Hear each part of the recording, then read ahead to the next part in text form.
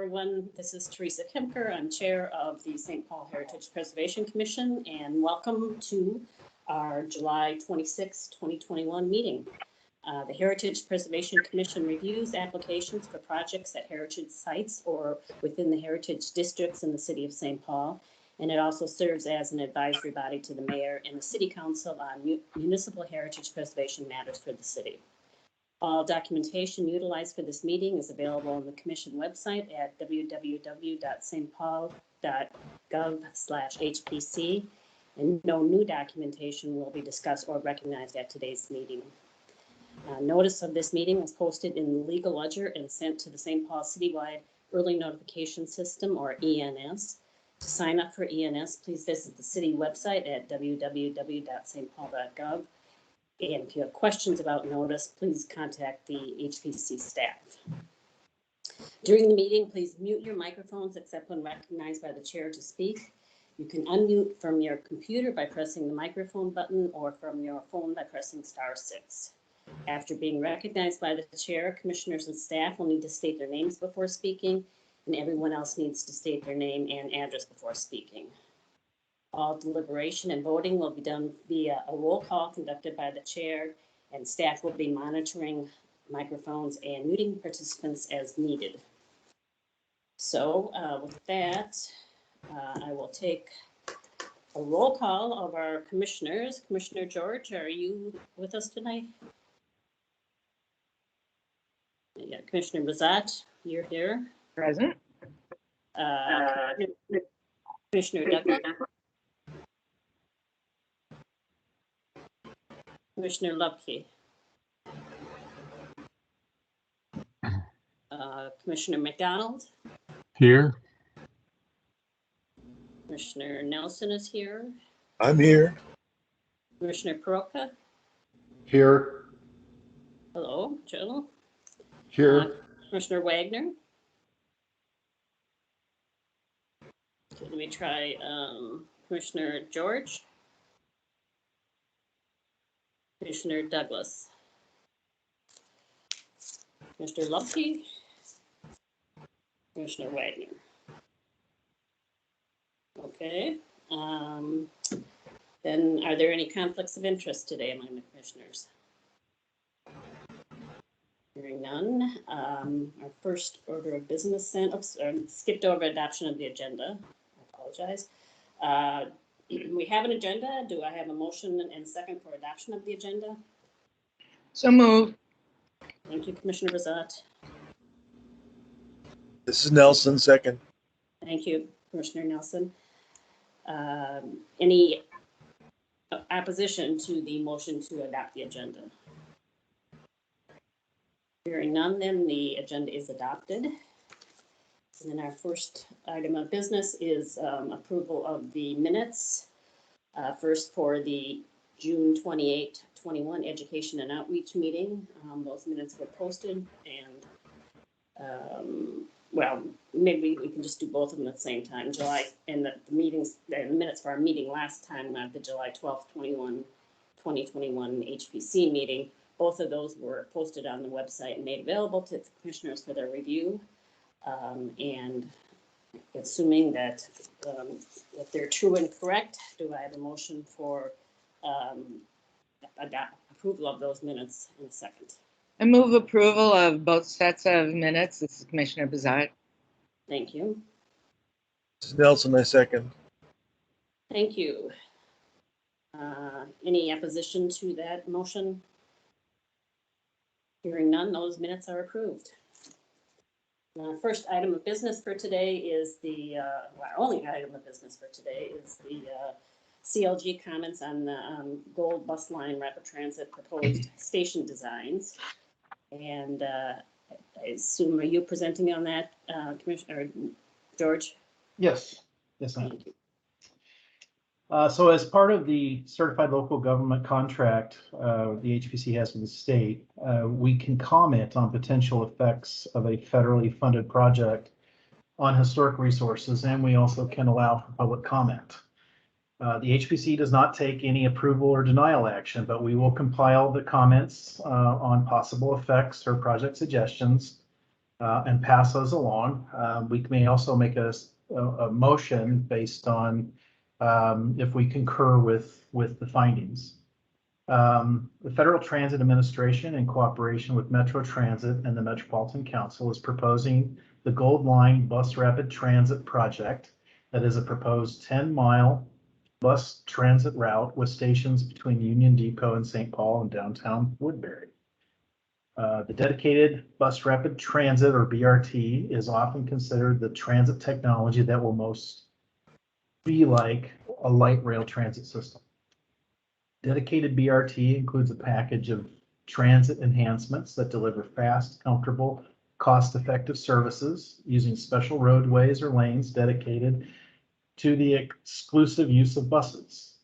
The Heritage Preservation Commission reviewed the assessment of effects of the proposed station locations, and the HPC concurred with the assessment of no adverse effect with updated conditions at the February 2021 meeting. The HPC requested that the proposed shelter platform design return to the HPC for comment. Shelters will be metal frame with glass. Signage and departure arrival displays will be a standard design common to public transportation found elsewhere in St. Paul. Other amenities such as ticket machines, bicycle racks, etc. will be located on the platform or nearby. The shelter platform will be predominantly open and will be located entirely within the public right-of-way. Sidewalk width will be maintained around the shelter or platform. The shelter platform design should have little or no effect on historic resources. And it's not unusual that we see street amenities such as a bus shelter in the public right-of-way in an historic district. Some views could be affected. However, the platform shelters, they're primarily transparent, and it's a necessary component of life in the city. There are also minor alterations. If there are minor alterations to the plans between the 60% plans and the 100% plans, we'd ask that the commission delegate staff the ability to comment, and in any major issues that arise, we would bring it back to the HPC for comment. Are there any questions? Any questions for Mr. Goss from the commissioners? Let me just run through the roll and see. Commissioner Bazat? Not at this time. Thank you. Commissioner McDonald? No questions at the moment. Thank you. Commissioner Nelson? Just this, to me, maybe the most important thing you said, George, is that these are standard design, and I gather that they're all virtually identical to one another and to similar shelters all around the MTC system. Am I right? Well, these are actually, and I can let the applicants talk more to this, but these seem to be a little bit more open and transparent than the shelters we see on the A line, which have more color and design to them, which I appreciated the openness that, I mean, we have to have bus shelters and platforms like this. And this isn't these areas are part of a historic district. So to make them as minimal as possible should fit in. So, I mean, they're similar to what we see elsewhere. And there is some branding that Metro Transit wants to do to make sure folks know what these are and why they're used. But and I think they did go a little extra design with making these more transparent. So Yeah, that's helpful. It struck me in looking at all these that an entirely different approach to them might have been to have the shelters make some design reference to where they were placed. That wasn't done, and I can see why. But what you said about them being more transparent is very helpful. So thank you. Commissioner Bazat, did you have a question? I suppose it's a type of question. I was thinking of saving it for the applicants, but I would like to concur with one of the statements that Commissioner Nelson made in terms of there being no reference to the sites where they're located within the downtown area, simply because in looking at the proposed locations, they're surrounded by quite large historic brick buildings. And when I think of, I know that the A-line shelters, I'm near or drive by quite a few of the A-line shelters have no public art nor reference to their location, but within the downtown area, particularly Lower Town, I think that it would be more appropriate to have some sort of either semi-transparent panel reflecting some of the architecture of the historic district. I'm sorry, Commissioner, is this a question for staff or? Yes, Okay. yes. So is there such a thing as visual impact? I recognize there is no structural impact on the locations, but is there a visual impact comment that makes sense, or is that something we can just comment at the end and ask that that be included in our more formal comment? You can give feedback to the team that if you feel like there should be public art, or this should look different, or it has too much of an impact on structures. Okay. Once again, we should be very clear on how we think that it has that impact. Exactly. So, yeah. Exactly. I have been thinking about them since I saw the designs, and I just wanted to know if that was at all appropriate, or if Barb is like outside the ballpark right now.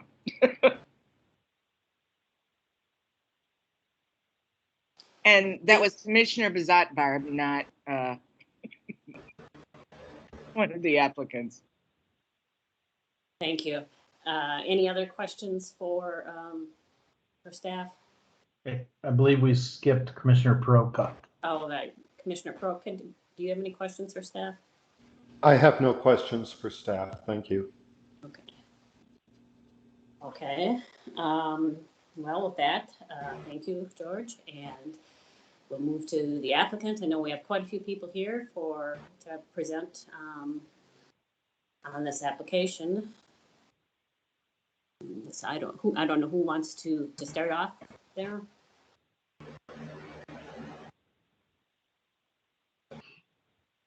Thanks. Hi, this is Chelsea Johnson. I am with Metro Transit, and I'm the environmental lead for the Gold Line project. And today we will be presenting sort of a Section 106 recap.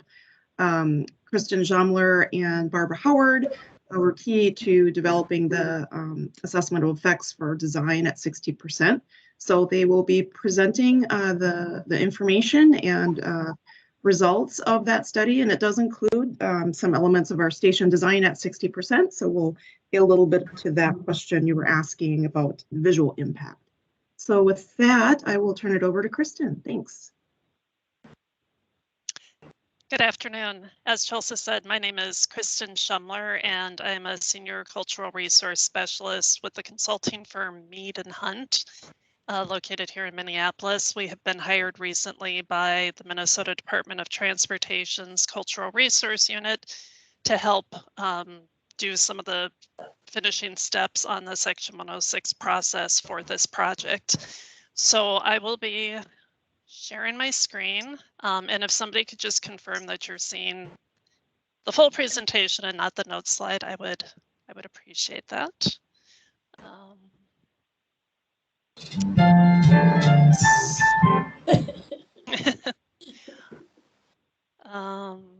Music is fine. Yeah. All right, can everyone see? Sorry, technology is being a little slow.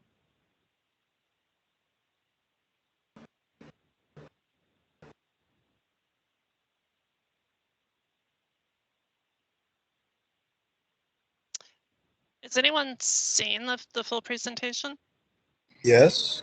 We're also seeing the your screen. Your full screen on the left side, it contains each of the individual slides. You can close that.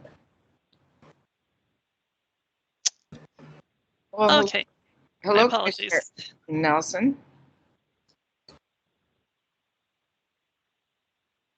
I don't know what all that is. Yeah, I apologize. Try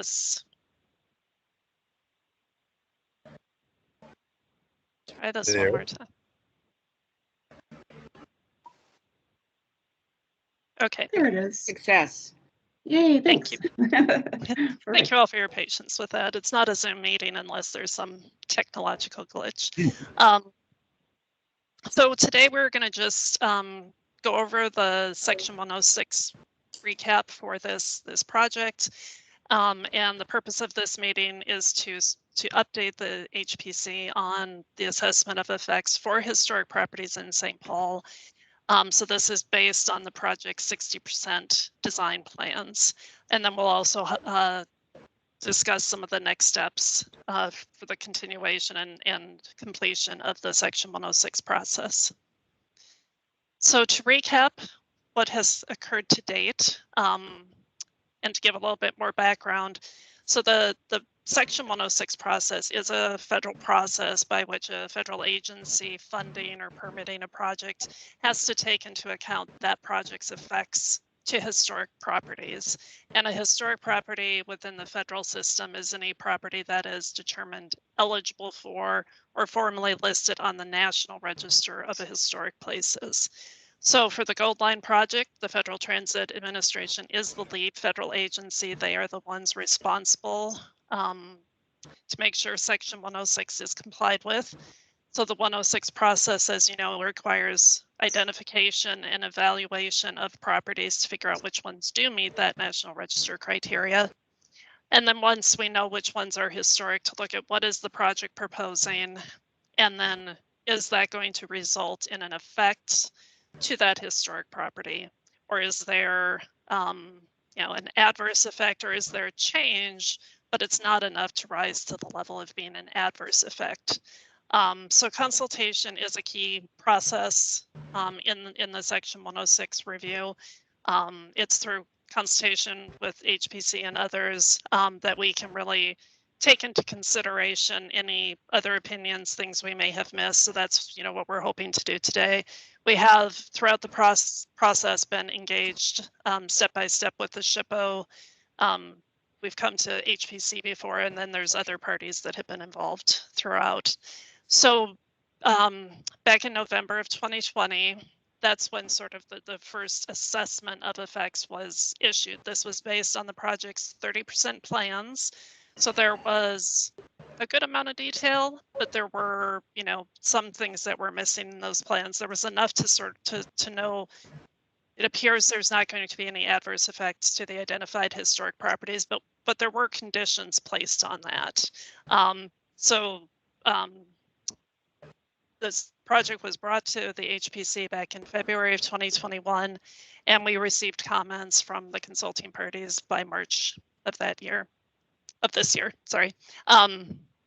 So right now, since that previous consultation, the Gold Line Project Office, MnDOT-CRU, FTA, and then myself as a consultant have been looking at what has changed between the 30% plans and the 60% to see if any of the conditions that were placed at 30% have been addressed, or if there's any changes in what's being proposed that would make us have to go back and survey for more properties, or it would change those previous effects findings. So we, again, on behalf of FTA, provided that analysis, and FTA accepted the recommendation from us that the project, as based on the 60% plan, continued with this no adverse effect finding, but there are still some continuing conditions. So that was issued in June of this year, June 2nd, I believe.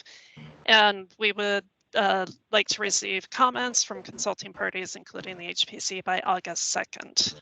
And there is a link in this presentation to that finding. And do feel free to ask questions as we're going. So as I mentioned, over the last several months, we've been looking at the 60% plans. And what we're looking for is substantive changes.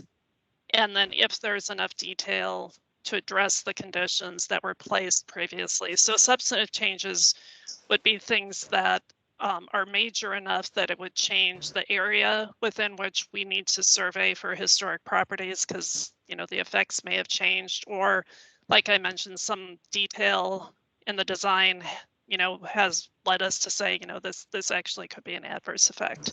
So we reviewed for that, and then the presentation today is really highlighting what we have found.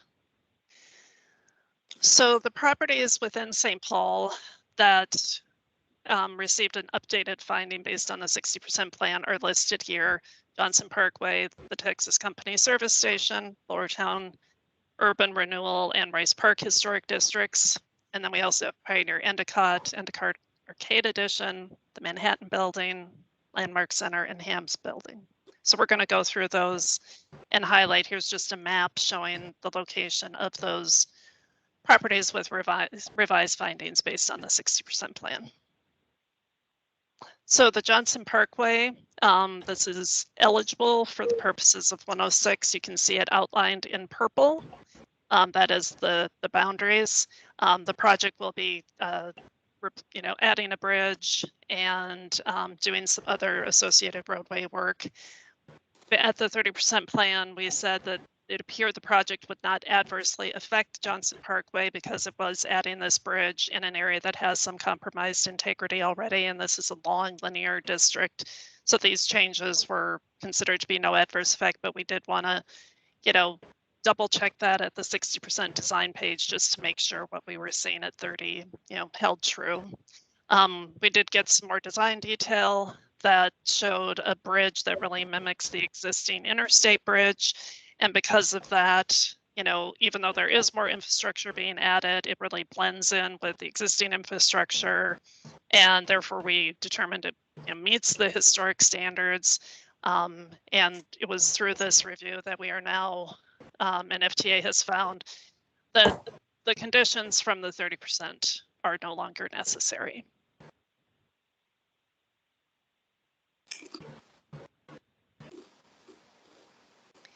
Another property was the Texas Company Service Station, which is located at this intersection of Hudson and Plum and Bates. This is the property boundaries here in purple. There was, again, a finding at 30% of no adverse effect with updated, or with conditions, which was basically making sure that the construction activities, they're not going to be right up next to the building, but just that work was occurring around there, and to make sure that everything would be, done to protect the resource, and also just to check the plans at that stage. Based on our review of the 60% plan, here we can see the Texaco Service Station outline. There is going to be a change in the setting to this station because this intersection, which used to connect through, is being modified. But again, when looking at the levels of what would be an adverse effect to it, really diminishing the qualities that characterize this building's architecture and design and type, it felt like, yes, there's a change, but it's not enough to rise to that level of being adversely affected. So again, the finding of no adverse effect with the condition that there are going to be specific details in the construction plans and specifications, so the contractor knows that they are working adjacent to a historic property, and that they are, there are certain measures that need to be taken to help ensure that the property is not affected. Again, it is set back quite a ways, but there will be that in the plans and specifications to help in its consideration. And again, feel free to ask questions as I go through this. So for Sibley and Wakuta Station area, this is located within the Lowertown Historic District. And for the purposes of Section 106, the historic property that we are looking at if it's being affected, is that entire Lowertown Historic District. It is a large district that encompasses many, as was mentioned earlier, large brick warehouse and other properties. And there are a number of contributing buildings that contribute to that historic district, but again, the effects are to the district as a whole. So there are 2 shelters that are being placed in this area. You can see the yellow stars for where they will be. This one over on Wakuta is not really adjacent to any contributing properties within the historic district, but the station at Sibley and 4th is right next to the Samco building, which is a contributing property to the district, and there are other contributing properties in the area. So again, at 30%, there was a finding in no adverse effects, but that we needed to, review certain considerations at the 60% plan stage. So here we're showing the shelter types that is being proposed for these locations. This is shelter type 1, which would be used at both these locations. This is the second to the smallest shelter size that's being used on the project. And as George mentioned earlier, there's a balance of trying to be thoughtful to the location and the adjacent historic properties, but also branding the shelters so that people don't get confused and end up going to the wrong shelter if they want the BRT service on this line. So there are certain design elements that carry through all the designs so that they can have that brand identity, but they also have been adjusted to some extent for each location. Most of that is being done through the size of the shelter and through the amenities included on, the platforms and that. So here, because it is within the Lowertown Historic District and because it is, on that sidewalk next to the Samco building, the tilt of the shelter has been made more upright. Some of the other shelters have a little bit more of a tilt to them. So this was done just to, again, create more space behind them so that there was more sidewalk space in the district, can keep that rectangular grid of the Lowertown Historic District. But it still has sort of the same characteristics that says this is part of the Gold Line project. And as George was also mentioning, using things like clear glass, eliminating some of the elements of the shelter so that it is more transparent. That is a way to minimize effects to any historic properties. This is just the floor plan for that. And again, there was a lot of work with this location to just keep it as far away from the building as possible and really to minimize the design elements. Here you see, yes. This is Commissioner Nelson. Maybe now is the time to ask, is there a space, a flexibility here, for example, to at least say identify that this is in a historic district? Maybe the creation of these shelters in historic districts is an opportunity to do something which, to my way of thinking, we barely do in this city, which is remind people that there are historic districts and what their dimensions are and what's in them. So is there space for a sign, a plaque, a marker of some sort in this shelter or any others? Thank you, Commissioner Nelson. Chelsea, would you want to answer this? Well, I was either going to offer out maybe Liz Jones, our outreach coordinator, as well from that perspective. But I think a small item as part of the shelter, recognizing they're calling out the historic area, could be a detail worked on by the project team here. Just didn't know how significant, this would go. And I know there's have been detailed discussion on, public art. I think as long as it doesn't encroach on those lines, knowing that our federal dollars don't cover public art. So if anything else you want to add, Liz, please chime in. Sure. Thanks, Chelsea. Hi, everybody. This is Liz Jones. I am the outreach lead for the Goldline Project, like Chelsea mentioned, and she pretty much covered it. We've certainly heard some comments wanting public art, as well as maybe some more wayfinding or signage as it pertains to the local community. And so we would look at some of our project partners at the cities and counties and potentially other private entities to work with in that regard, since we cannot pay for items like public art through the project itself.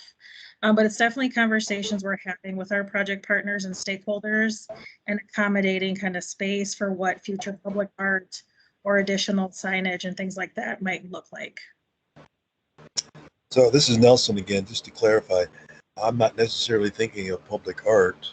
So, okay, public art is out so far as federal money is concerned, but is informational signage possibly in, or does separate money have to be found for that? I think it would be, further conversation. It would definitely be more of a collaborative effort between Metro Transit and potentially the city or local entities.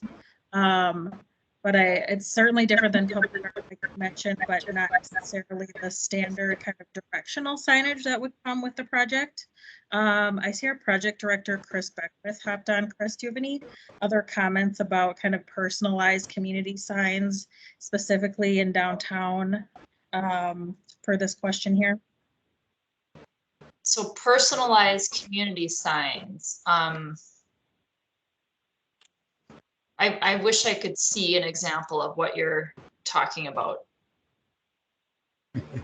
Well, I'm just making it up as we go along. Okay. But Yeah. to repeat myself a little bit,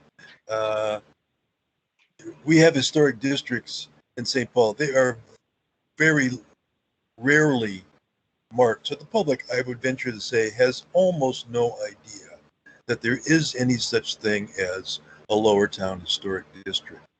This perhaps is an opportunity to increase public awareness a little bit.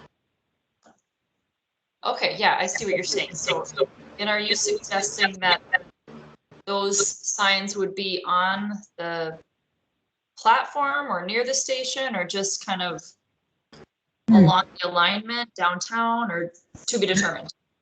Well, since we're talking about the platforms and the shelters, I would say on the platforms and shelters. Okay. There's a lot of wall space going to be created there.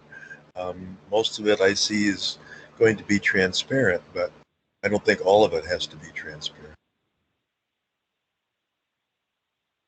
So I think, yeah, if we want to have a conversation with, if there was a signage project across the Lower Town Historic District, and not just a platform, then people might think it's just the platform that is historic. But if there's plans to maybe sign a larger extent of that, we would definitely participate in this discussion. Okay, well, maybe later we'll just attempt to add to the motion an exhortation that the conversation begin. That's all. I have shared and applicants. I have a very quick question about this composition of the structure. Will there be elements under the roof of these shelters? Yes, where you're pointing.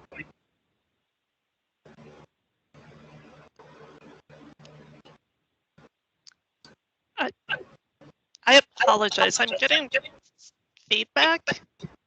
Yeah, you're breaking up too, Kristen. If anyone is not speaking, could you go on mute? I don't know if that will help. The question I heard was, is there going to be anything under the the shelter, do you mean in this area here? Exactly. Okay. You know, there will be some sort of, you know, finish that will go in there that is being developed between the 60 and the 90% plans as to what exactly those finishes will be. I mean, it'll just be some sort of and Chelsea or someone else, feel free to jump in. It'll just be some sort of consistent finish that is in there, but nothing that really stands out or is too overwhelming. I think that it's a lot of natural sort of shades that are being proposed. And mostly the question was regarding whether or not there are any mechanical, you know, such as heating elements that would have to be left open. You know, I don't even know if it's been a long time since I've been able to wait in a shelter. Usually my bus stops are out in the open with a breeze blowing. But I know when I was commuting to the university, a lot of the plain old bus shelters had heat lamps, and even don't the LRT stops have heat lamps under on the people roof inside of those shelters? Oh, I see Michael Yishki's hand is up. Hi, good afternoon. Yeah, this is Michael Jiski with the Gold Line Project Office, and I can take a crack at answering that question. Yes, there are radiant heaters that would be hung from the interior of the shelter ceiling. All right, thanks. There's also a variable message sign, which is that rectangular feature that is shown on the slide currently. Yeah. And I think you can see the heaters in a kind of schematic location too. They're tucked up near the ceiling there. So they're more vertical rather than plastered to the actual ceiling of the shelter. Thank you. I was just thinking in terms of locations for informational, you know, the historic district type of information. Thank you. That answers my question as to what's on those ceilings. Appreciate it. All right, thank you. So I think it was on this slide. This just basically shows, you know, where there will be some pavement removal to build the new shelter. There originally was a plan for a snow melt feature to be included, but that has been removed from the project. So for the Lowertown Historic District, again, looking at the district as a whole, there is a continued finding of no adverse effects, but there are still two conditions. And again, this is the construction document. Because work is so close to the Samco building, we will be working to include details for the contractor to understand in the plan and specification, you know, that this is a significant historic property and measures to minimize harm to it. And then also that the shelter finishes, which we were kind of touching on a little bit there, that those are reviewed with consulting parties at the 90% design stage to make sure they meet the standards. So that'll be things like, what is that treatment? What is, you know, sort of the color of the angles, the type of glass, that those kind of finished details. So we have another historic district here. This is the Urban Renewal Historic District, which is outlined here in purple. So very similar to Lowertown, we are looking here at the effects to the overall Urban Renewal Historic District. There's only one of the proposed stations actually located inside of the Urban Renewal District, and that's going to be at 5th and Cedar, but there are a couple that are just outside the boundaries of the district, like here at 5th and Robert, and here at 6th and Robert. So again, the original 30% finding was that, you know, there were these conditions placed on it. Sorry, before we talk about that, we're going to also look a little bit at the Manhattan Building, Pioneer Press, and Endicott. This is that 5th and Robert Street station. Here we have the Manhattan Building, even though it says Pioneer Endicott, and here wrapping around is the Pioneer Endicott Building. So again, we're using shelter type 1, which is the second smallest shelter type being proposed by the project. So this will be used at that 5th and Cedar Street, and that's within the Urban Renewal Historic District. and then also at these other stations, which are just immediately outside. So we've seen this before. It has that reduced tilt. Again, very, one of the smallest, most compact sort of floor plan. Here's just a detail from the 60% plan. Again, we're, getting some more information about, how that station will be constructed, which is what we were looking at. So for the Urban Renewal Historic District, we've continued to say no adverse effect. These are very small shelters within the Urban Renewal Historic District, which actually, it was during the time of the Urban Renewal Historic District that so many bus shelters were being introduced. So it's very sort of fitting with that time period. But we still are going to be looking at those shelter finishes just to make sure that they meet the Secretary of the Interior standards. We also, had to assess effects individually to the Manhattan Building and the Endicott Arcade Edition. For this shelter here, we there's been an effort to keep as much of the shelter next to the Manhattan Building, which is a much more substantial building. So having a shelter closer to that helps, because the Endicott Arcade is, 1 story, and just trying to keep as many of the elements pushed to the side from the Endicott Arcade as possible. So again, similar. We continue to say no adverse effect, but to review those construction documents, make sure the contractor knows that they are working adjacent to a historic property, and then to look at the shelter finishes. So then there are also stations proposed at Bryce Park and at Hams Plaza. So you see here, the Bryce Park Historic District was also no adverse effects with conditions based on 30%. And then the individual properties of the Ham Building, the Landmark Center, they had to also be taken into account. So here we see the outlines of those individual properties. Here we're using shelter type 2. The project will be using shelter type 2. So this is the smallest of all the shelters proposed. You can see it still has that reduced tilt on the back, and it's just, slightly smaller in size, again, to help minimize effects to any of the historic properties. It's, again, just a smaller footprint. For the Bryce Park, there's been a lot of discussion about, view sheds across the park to the Landmark Center, both for, the historic district and for the Landmark Center itself. So while work is occurring on this curb, which has been rebuilt numerous times, there's no, remaining historic fabric. There has been a lot of effort in keeping the view sheds from the park across to the Landmark Center very open. So the shelter has, is shifted slightly to the east so that those main views can continue. And again, by using the smallest shelter size and the transparency, that was all in an effort to minimize effects to the historic properties. Same thing with the Landmark Center, looking out from it, trying to keep those view sheds to the park. The proposed station will be sort of off to the side, which was an important characteristic. So again, there are changes in views or setting, but in order to rise to the level of being an adverse effect, everything was done to minimize and avoid those effects through the placement and design. Here we see the Hams Plaza station. So this is going to be on the north side of the Landmark Center. You can see the proposed work.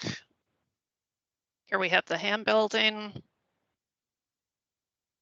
So for all of these properties, again, we're not anticipating any physical effects, but there are some minor visual changes, but still, because we're in a dense urban area that has had bus shelters and all that, the finding was no adverse effect. But again, we want to look at those shelter finishes to ensure that continues. So those are the reviews of the properties.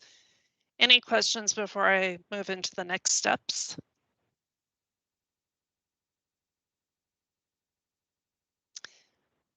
So as I mentioned before, the 60% that we are consulting with you on today is out right now for consulting party review. So again, that would be a good chance to, by August 2nd anything that HPC wants to comment on or request. Would appreciate having those responses by August 2nd.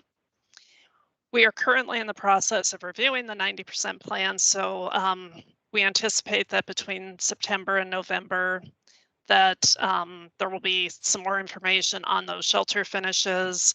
We're going to continue to review to make sure there are no substantive changes, and then consultation on the remaining conditions would occur sometime likely in October.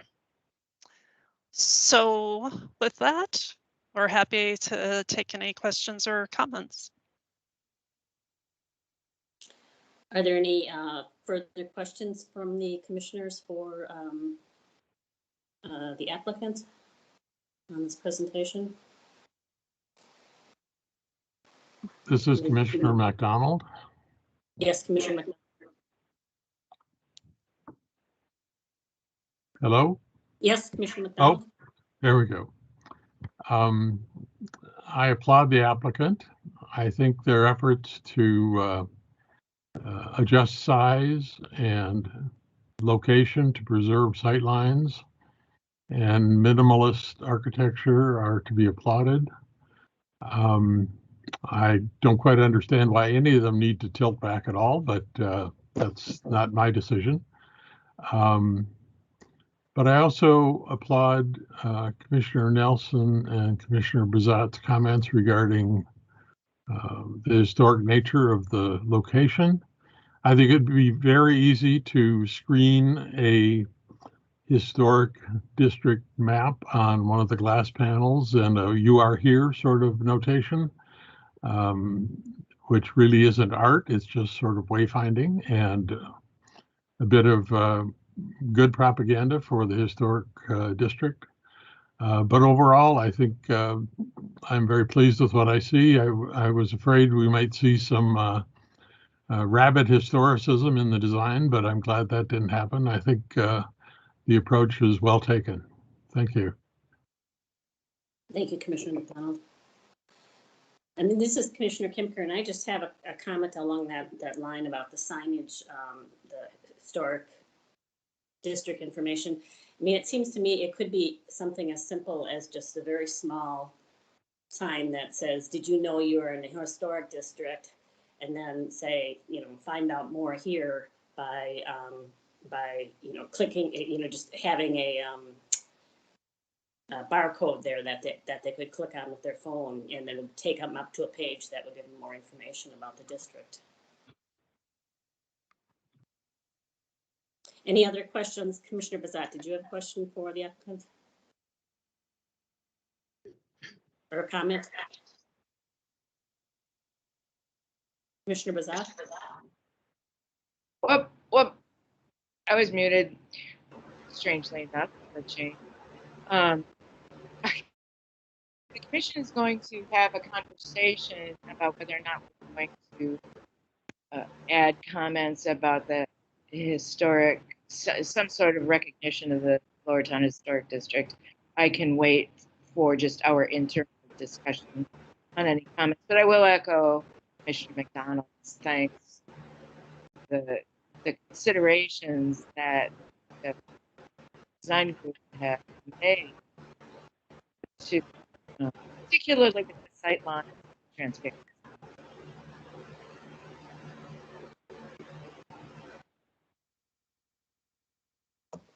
Any other questions for the applicant? I'm going to run through the role of the commissioners just to make sure we're not missing anybody here. Commissioner, let's see, I got the numbers here. Commissioner Bazat, do you have any questions? I have nothing further until our internal discussion. Oh.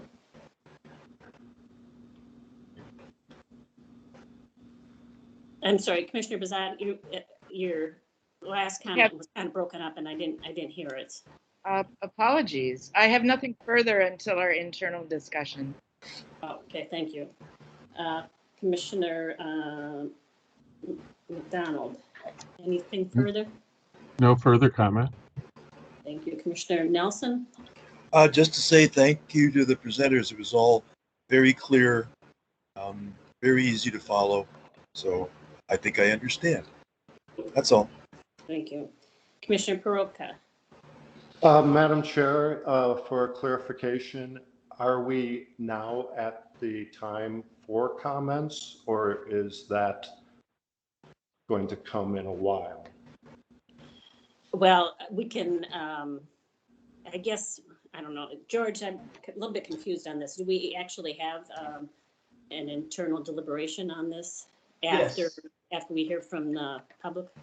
Yes, so we'll take testimony if the public want to speak up, and then commissioners can just talk about comments that they want to give to the group, the team. Yeah, Okay, and any type of motion they may want to do. okay, thank you. So that's Okay. your Commissioner Peroutka. Yes, thank you very much. I'll wait to hear from any public testimony and then offer what comments I might have. Thank you. Thank you. So going once, any further questions for the applicant from the commissioners? If not, did staff receive any written testimony or comments? We did not. Thank you. So we'll now accept comments from the public who may be attending this meeting, and the following rules of procedure will be used. Speakers must state their name and address for the record before beginning their presentation. Each presentation must be confined to the topics of the hearing today, which is the CLG comments on the bus shelters, the bus rapid transit shelters. And each person may speak only once, and speakers will have up to 5 minutes to address the commission. So with that, are there any members of the public on this call who wish to speak to this application?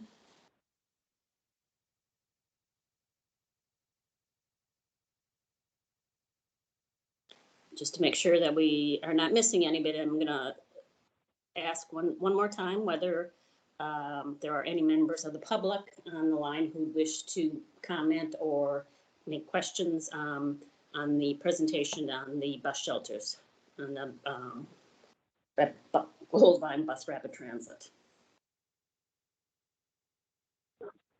Okay, hearing none, then we'll close the public hearing. Hello? Oh, sorry. Hi, I'm a member of the public, and I have a really specific question. Okay, you need to identify yourself, state your name and address first, please. Sure, this is Rebecca Masterman, and I'm at 663 Conway Street, 55106. And I received a letter about a property I own at 657 Conway Street in regards to this meeting. And I've tried to figure out why specifically that one was pointed out via letter, and another property we own, 658 3rd Street, wasn't. So I couldn't find any new information. So if I could be told why we were on that letter, I would love it. Please. Hey, Rebecca, this is Chelsea Johnson, environmental lead for Goldline. Actually, we just sent out some letters to certain properties where we need to do some wildlife habitat survey for the Fish and Wildlife Service. So that's what the letter is related to, not this process here today specific to the historic properties and assessment of effects. So it must have been a mistake because it specifically said 65 Conway and then other historic properties. I thought it was strange, but must have been a mistake. I guess it'd be helpful to see the letter. That's the only recent letter I can think that went out. So it should have been. That one I got. Yeah. But this, I got a letter specifically for this meeting for our property on Conway, which is right adjacent to the station. But I didn't get the same letter for 658 3rd Street, which is also adjacent to the station. And I reread the materials and I couldn't find anything. So as long as you don't have anything that I need to know, then that's great. This is George Gause, a staff with the City of St. Paul. That may have been from us. We send notice out within 100 feet of a boundary to all affected properties. It's just giving you notice that we're having the meeting and we're going to be discussing an issue that may have some effect to your property. So you can participate if you'd like. Okay, I appreciate that. Usually when we get those, we get 3 because we have 3 properties really close to the Mounds Boulevard station. And so since we just got the 1, that's why I was concerned. So, but thank you everybody for clarifying. We have a specific staff that handles notification, and there's a computer program that handles that through the tax assessor's office. So I'll check with them and why, maybe make sure there's not an error there, but. Okay, well, it's all good. And like I said, the other properties weren't listed on the notice. It was just 657 Conway. But the one right behind on the alley, that's the same proximity to the station, 658 3rd Street, was not listed. So if it was a mistake, I think that might make more sense. But thank you. I don't want to take any more of your time.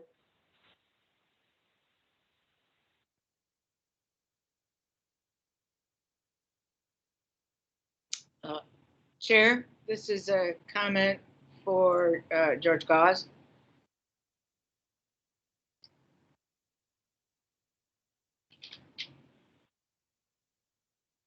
George? Yep, I'm here. Yeah, that address is listed on the agenda as one of the potentially affected properties, so that's probably why she received the letter. Yeah, it is. Yeah, and they go off of 100 feet of some of those. So we tried to pick a address that was closest to the station platform. Go from there because a lot of these are in public right of ways. They don't have addresses. So.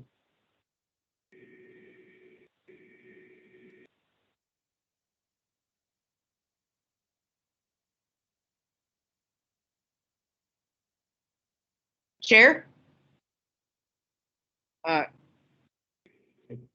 You are muted. So All right, I apologize. Yes. Are there any other members of the public who wish to address the commissioners?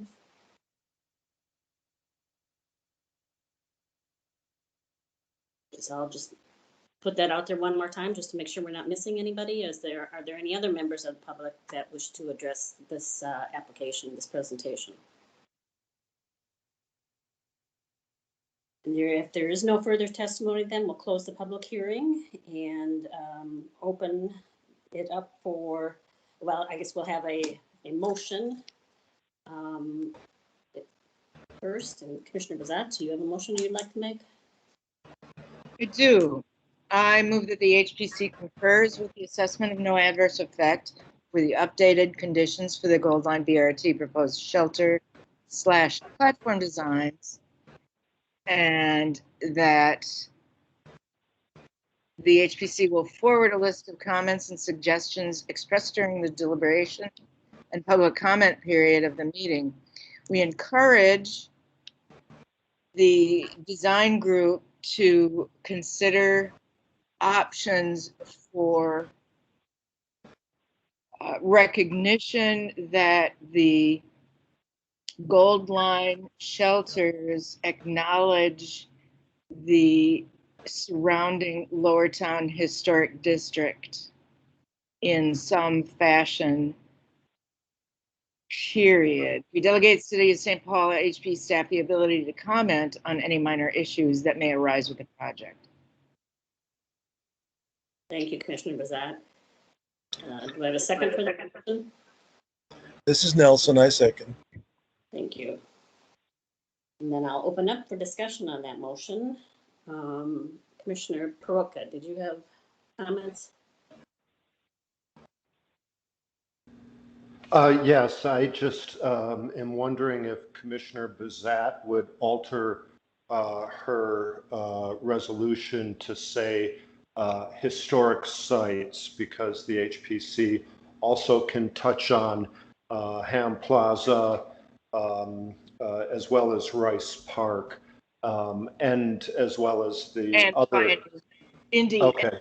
and Pioneer Endicott. I absolutely concur with the amendment. Yeah, and the urban. Urban Renewal District as well. Yep. Thank you. Thank you. And I renew my second. This is Nelson.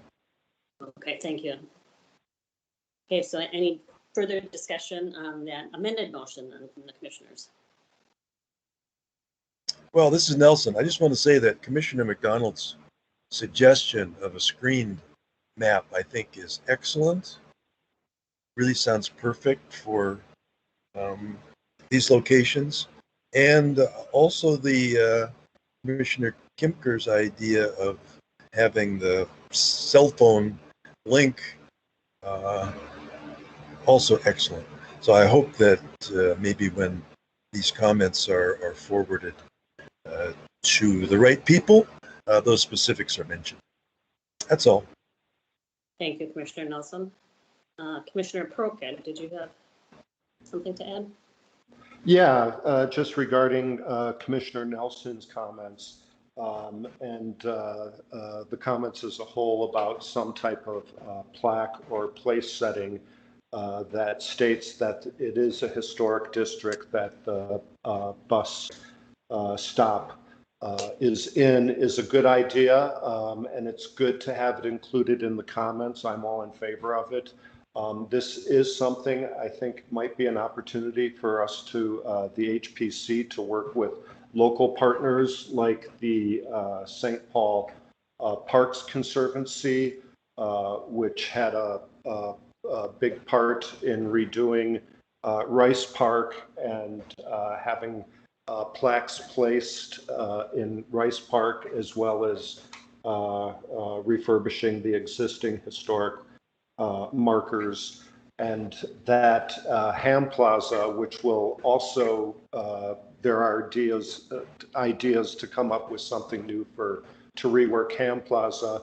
There is a plaque now stating the importance of Ham Plaza, the donation from the Ham's family, to the city of St. Paul, and maybe that placard can be preserved and placed in the new bus stop, and that would go for any other existing plaques at bus stops that the Gold Line would be on. But that might be an opportunity to work with local groups connected with St. Paul specifically. Thank you. Thank you, Commissioner Peroutka. Commissioner Bazat, did you have further comments? No. Yep, yet again, muted.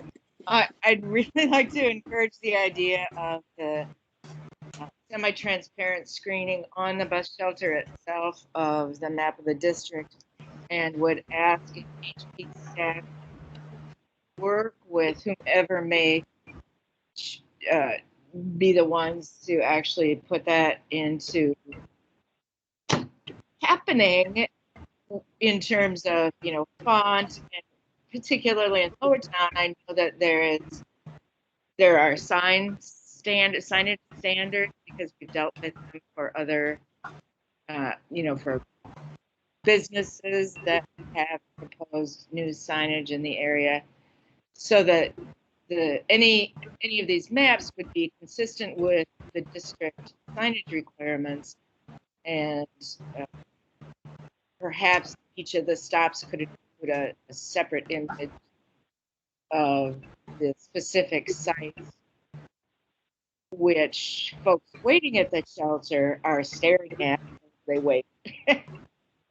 So a plaque, I think I think two separate issues, Peroutka. I think being part of the shelter is important, and the idea of the semi-transparent screening one of the shelter ends would be a way to maintain that transparency that's been designed into the shelters, yet accomplish the purpose that we would like to see, calling attention to a district or an historic site.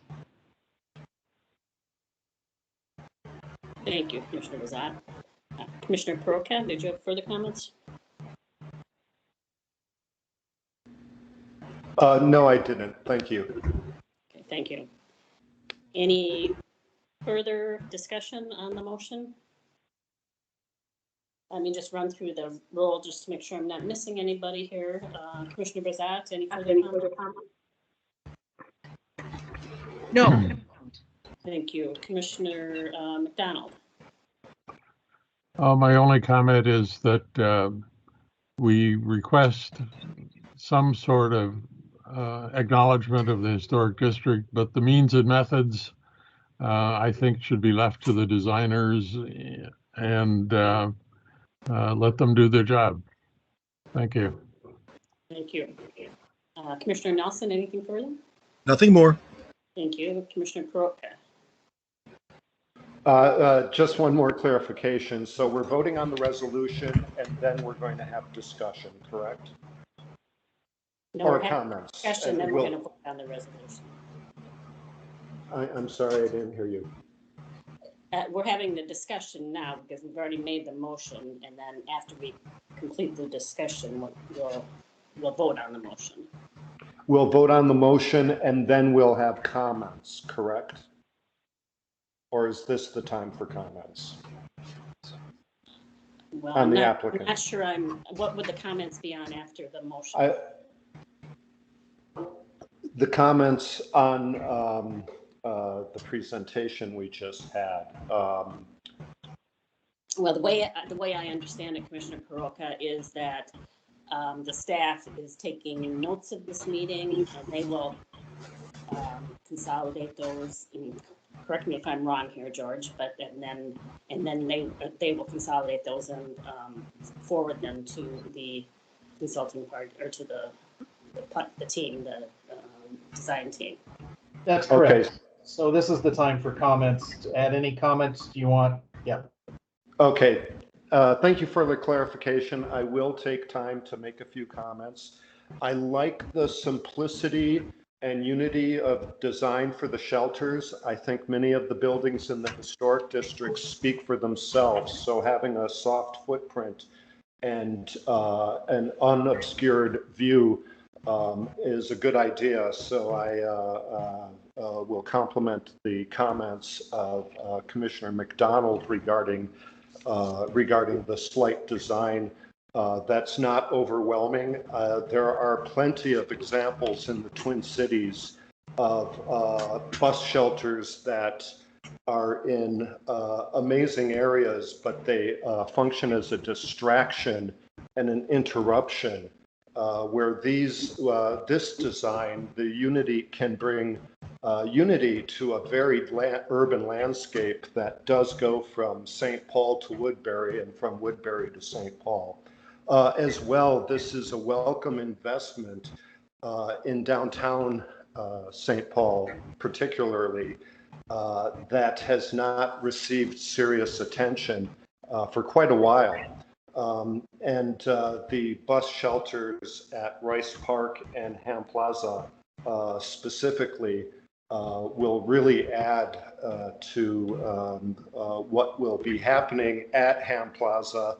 That area with the bike paths coming on board, coming online pretty soon, as well as the streets being fixed and the sidewalks being redone. So this is really a welcome. The Gold Line is a very welcome and appreciated investment in St. Paul, and it's very sensitive to the historic structures and landscapes that it will be traveling along. So thank you, and those are my comments. Thank you, Commissioner Peroutka. Any further comments, suggestions, or discussion on the pending motion? If not, I'll close the deliberation then on this motion and call for the vote.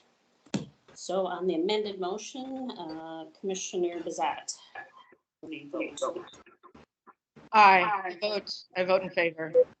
Thank you. Commissioner McDonald, Yes. Commissioner Nelson, Yes. Commissioner Peroutka, Yes. thank you, and I would vote yes too if that vote is needed. So the motion passes. Thank you very much. And if there's no other business for the commission today, I will call for a motion for adjournment. This is Nelson, so moved. Thank you, Commissioner Nelson. And a second on that? This is Commissioner Bazat. I second the motion. Thank you. Any opposition to the motion to adjourn? Hearing none, we are adjourned. Thank you very much.